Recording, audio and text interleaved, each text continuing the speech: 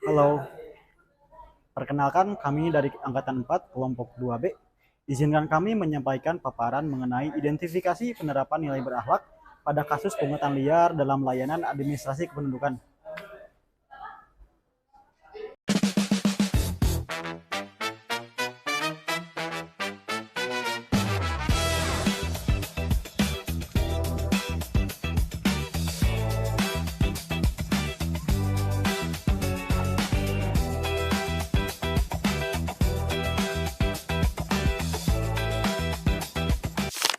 Administrasi kependudukan atau yang biasa kita sebut Adminduk merupakan salah satu layanan publik fundamental yang menyentuh seluruh lapisan masyarakat Indonesia. Dokumen kependudukan seperti KTP elektronik, kartu keluarga, dan akta kelahiran adalah hak dasar setiap warga negara yang dijamin gratis oleh negara. Berdasarkan Undang-Undang Nomor 24 Tahun 2013 tentang perubahan atas Undang-Undang Nomor 23 Tahun 2006 tentang administrasi kependudukan. Mendagri menegaskan bahwa per tanggal 1 Januari 2014, pembuatan KTP elektronik, kartu keluarga, akta kelahiran, akta kematian, dan dokumen kependudukan lainnya tidak dipungut biaya apapun. Semua anggaran untuk layanan ini dibiayai oleh pemerintah pusat melalui APBN. Namun, di tengah jaminan hukum yang tegas ini, praktik pungutan liar oleh oknum ASN di lingkungan Dukcapil maupun Pemda masih terjadi bahkan dengan modus yang semakin sistematis. Salah satu contoh kasus nyata terjadi di Disdukcapil Kabupaten Malang. Tim Unit Pemberantasan Pungutan Liar atau UPP Saber Pungli Kabupaten Malang menangkap seorang pegawai honorer Disdukcapil pada Kabupaten Malang yang menjabat sebagai administrator database atau operator sistem informasi administrasi kependudukan beserta seorang calo melalui operasi tangkap tangan atau OTT pada 10 Mei 2024. Kedua tersangka tersebut bekerja sama dengan calo mencari calon korban, sedangkan petugas honorer memproses KTP melalui jalur belakang. Pemohon hanya perlu mengirim foto dan data melalui WhatsApp tanpa harus datang ke kantor di Dukcapil. Dalam sebulan, rata-rata keduanya bisa membuatkan sekitar 150 KTP elektronik dan 30 kartu keluarga dengan tarif Rp150.000 per KTP dan Rp125.000 per KK yang tentunya menghasilkan keuntungan lebih dari 5 juta per bulan. Secara hukum, pungutan liar dalam pembuatan dokumen kependudukan dapat dikenai sanksi pidana berupa penjara maksimal 6 tahun dan atau denda maksimal Rp75 juta. Perilaku tersebut tentu melanggar core value berakhlak, yang dimana pada core value berorientasi pelayanan, tersangka menjadikan pemohon sebagai objek transaksi legal, tidak memberikan pelayanan tulus, cepat, dan tanpa biaya. Pada core value akuntabel, tersangka menyalahgunakan akses sistem untuk kepentingan pribadi dan mengambil uang di luar ketentuan. Untuk core value harmonis, terjadi ketidakadilan di mana yang mampu bayar akan dilayani cepat, yang tidak mampu akan terhambat.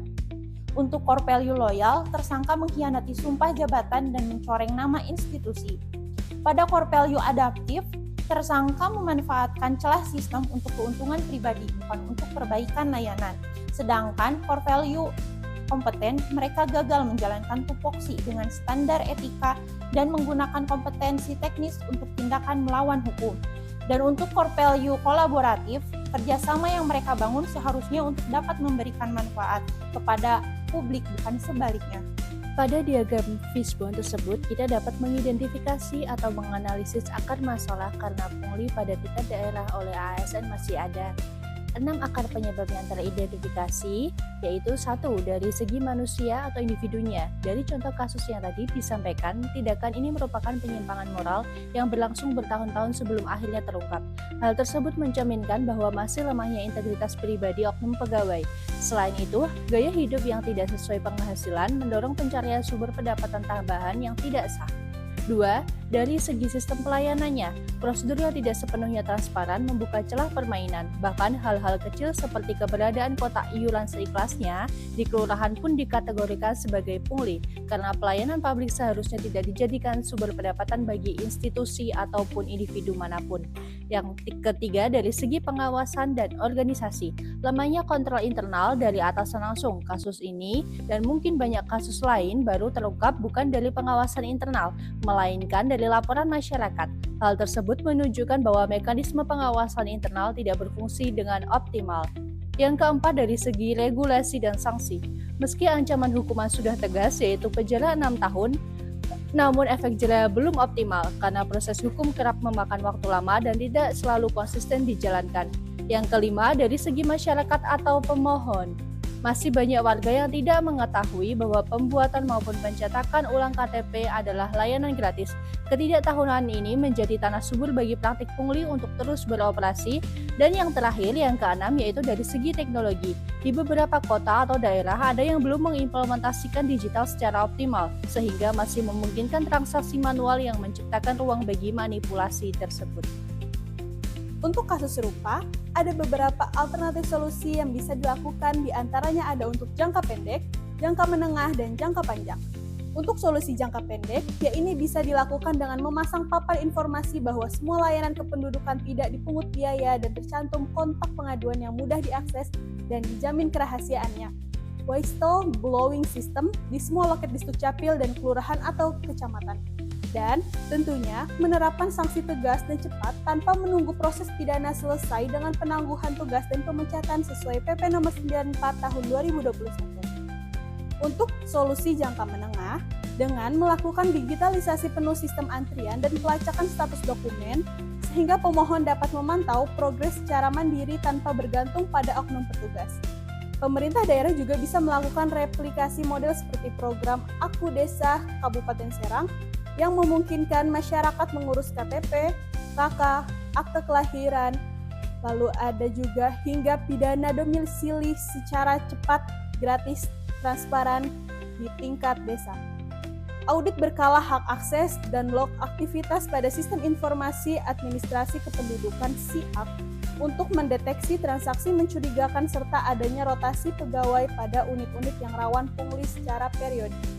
Sedangkan untuk solusi jangka panjangnya, dengan melakukan internalisasi nilai berakhlak melalui coaching dan mentoring berkelanjutan yang membangun sistem reward dan punishment yang transparan, serta lebih menggalakkan lagi sosialisasi terkait hak masyarakat atas layanan Adminduk yang gratis dan juga sosialisasi identitas kependudukan digital atau IKD.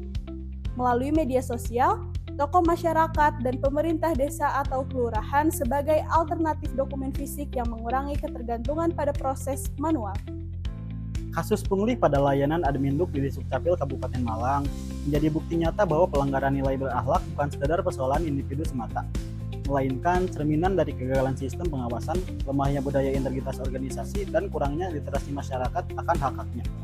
Sayangnya, layanan yang sejatinya diberikan secara gratis oleh negara justru dikomersialkan secara ilegal oleh oknum yang dipercaya mengelolanya.